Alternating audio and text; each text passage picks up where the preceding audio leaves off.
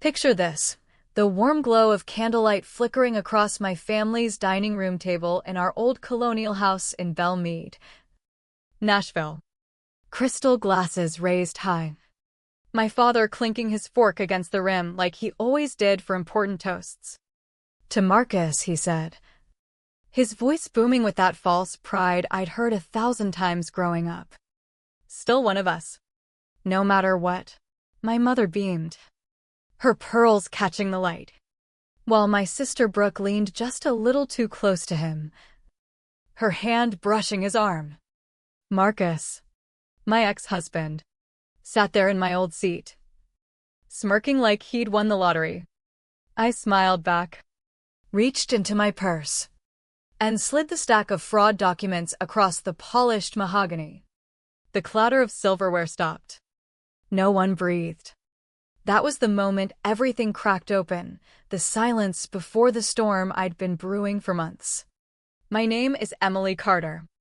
And at 36, I'd carved out a life in the cutthroat world of corporate law in downtown Nashville. I wasn't chasing courtroom glory like some of my flashier colleagues at Harlan and Associates. I specialized in mergers and acquisitions, dissecting contracts line by line, spotting loopholes that could sink empires or build them. It was methodical work, the kind that rewarded patience and precision, qualities I'd honed from a childhood where emotions were buried under layers of Southern politeness and unspoken rules. "Never air your dirty laundry," my mother used to say, her voice sweet as iced tea but sharp as a switchblade. I'd believed in that stability until it all unraveled, exposing how blind I'd been to the betrayals right under my nose. My family was the picture of upscale suburbia on the surface. Dad, Thomas Carter, a mid-level real estate developer who'd spent decades schmoozing at country club luncheons, always one bad deal away from over-leveraging the family savings, but too proud to admit it. Mom, Lydia, the queen of garden parties and volunteer committees, where gossip flowed freer than the Chardonnay. And then Brooke, my 32-year-old sister, perpetually reinventing herself, yoga instructor one year, boutique owner the next, always landing on her feet thanks to parental bailouts and a string of boyfriends who footed the bills until they didn't. We Cartes operated on denial. Problems weren't solved, they were smiled away, reframed as blessings in disguise. Loyalty? It was conditional, as I was about to learn the hard way. 8 months earlier, I'd sat in a sterile mediator's office, not at my firm. God, no. Too many whispers, signing away 7 years of marriage to Marcus. He'd built a fintech startup from our garage, turning it into something promising. Or so I'd thought. The affair hit first, a careless email on his laptop from a 25-year-old analyst named Mia at his company. "Miss you already," it read, with photos that made my stomach churn. But the real knife twist was the finances. He'd played me like one of his algorithms, hiding assets in shell companies, undervaluing his stock options, convincing me the business was on life support. "We're barely breaking even," he'd sighed during negotiations, his eyes misty with feigned regret.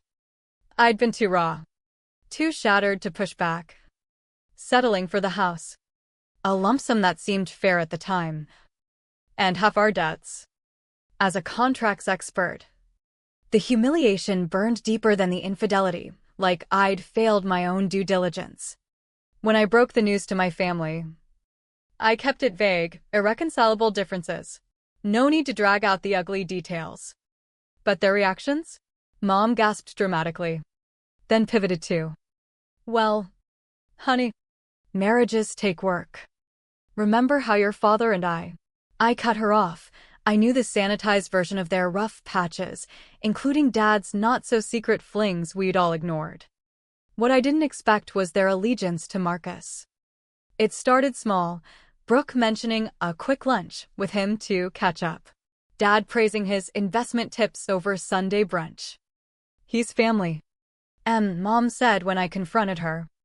We can't just erase him because things fell apart. Fell apart like a minor glitch. Not a calculated demolition. I try to swallow it, compartmentalizing like I did with tough cases at work. Days in the office.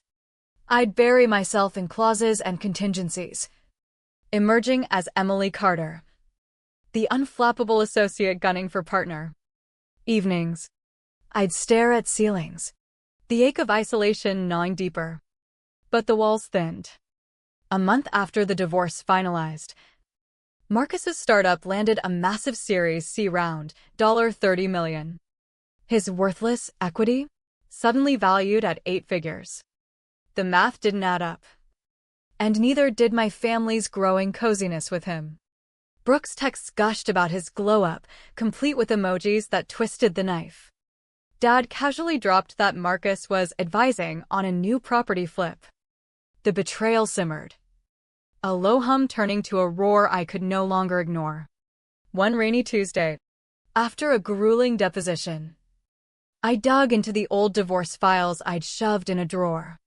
What emerged was a masterpiece of deception, offshore accounts in the Caymans, crypto transfers timed just before our split, LLCs named after his college nicknames, Titan Holdings, Apex Ventures. He'd siphoned bonuses, claimed phantom losses. Fraud. Pure and simple. In Tennessee. That voided everything: the settlement, the agreements. But when I laid it out for my family over coffee at their house, their denial hit like a slap. Dad skimmed the papers. Tech valuations fluctuate. He probably didn't mean to hide anything. Mom clucked, "You're so career-focused." Dear. Men need feeling valued. Did you ever try date nights? Brooke scrolled her phone. Sucks. Sis. But you're set with your job. Move on. Their words echoed in my head that night, fueling a resolve colder than any courtroom strategy. They'd chosen him. Fine. I'd choose justice. I hired a private forensic accountant, Sarah Klein. Off the books. Trace it all, I told her. Every penny. While she worked, I played the part, polite texts to Brooke, neutral nods at family mentions of Marcus.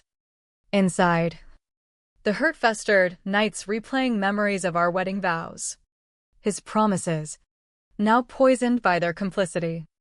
Them laying the silence I'd kept for years, swallowing grievances to keep the peace, now weaponized against me. But no more. Sarah's report landed like a bombshell, for $0.2 million hidden, funneled into ventures tied to Dad's real estate firm, Carter and Associates. And the kicker? A family trust. Carter Legacy Fund, beneficiaries, Mom, Dad, Brooke, and Marcus. Triggered by a big LA expansion project they'd been whispering about. No. Wait. Nashville to LA pipeline for luxury condos. Marcus's seed money? Straight from my marital assets. Brooke's new consulting role? A cover for their budding romance. The pieces clicked. They'd been planning this pre-divorce, gaslighting me while profiting. The invitation arrived via gold-embossed card. Join us for a milestone celebration. Saturday, 7 p.m. Black tie optional. No details. But Sarah's intel filled the gaps. The project's funding closed Friday. This was their triumph party. I RSVP'd yes. Heart pounding with a mix of dread and anticipation. Brooke called. "You're cool with everything?" Marcus and I. "We're kinda serious." Her voice tentative, probing for weakness. "If you're happy," I lied, the words tasting like ash. Inside, the tension coiled tighter. Every breath a countdown. The night arrived. Crisp autumn air carrying hints of wood smoke. I wore a sleek navy gown. Understated power. With the pearl necklace Marcus had gifted on our honeymoon, ironic armor. The house buzzed with guests, Dad's partners. Investors in crisp suits. Caterers weaving through with trays of shrimp and Prosecco. Brooke, in emerald silk, hugged me too tightly. "You look fierce." Marcus, schmoozing in the den, froze mid-laugh when he saw me. Emily. Didn't expect. His eyes darted. Calculating. Wouldn't miss family time, I replied. Voice velvet over steel. Mom fluttered about. Directing staff, the canapes need more garnish. When she spotted me, her smile faltered. Try to mingle. Dear. This is about progress. Progress built on my ruins. Dad pulled me aside. Glad you're here. Shows maturity. I nodded. Biding time. Dinner seated us strategically, me between investors. Far from Marcus and Brooke, who whispered like conspirators. As plates cleared, Dad stood, a toast to new horizons. With Marcus's expertise, Carter and Associates is expanding west, LA condos that'll redefine luxury. And Brooke leading branding? It's all family. I rose before the glasses lifted. One moment. Dad. In the spirit of transparency. My hand trembled slightly as I produced the envelope, thick with Sarah's report. The room hushed.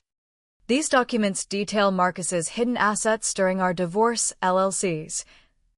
Crypto. Over $4 million undisclosed. Transfers directly to Carter and Associates. Gasps rippled. Marcus's face drained. Emily. This is private. Private like your affair? Or like funding Dad's deals with my money?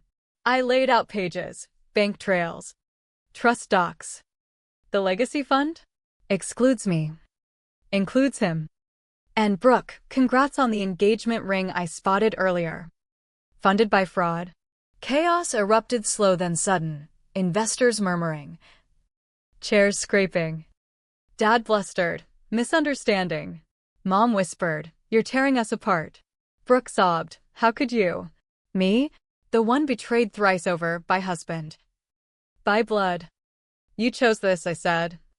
Voice steady amid the storm. Gaslit me. Profited from my pain. Now face the fallout. One investor stood, I'm out. Others followed. A exodus of opportunity fleeing. Marcus lunged forward. You'll regret this. But his empire cracked, startup backers pulling. Whispers of SEC probes. Dad's project tanked overnight. Permits revoked amid scandal. The criminal referral I filed? It stuck. Fraud charges pending. Months later. In court. The judge voided our settlement. Fraudulent concealment. I walked away with $5 million. Damages included. My family? House sold for legal fees. Brooke's brand dissolved. Their pleas for forgiveness met my silence. The price? Isolation sting. Therapy sessions unpacking decades of suppressed hurt. But freedom sweeter, the Riverview condo mine alone. Partner track secured. Dates with honest men. They taught me resilience through betrayal. I taught them consequences.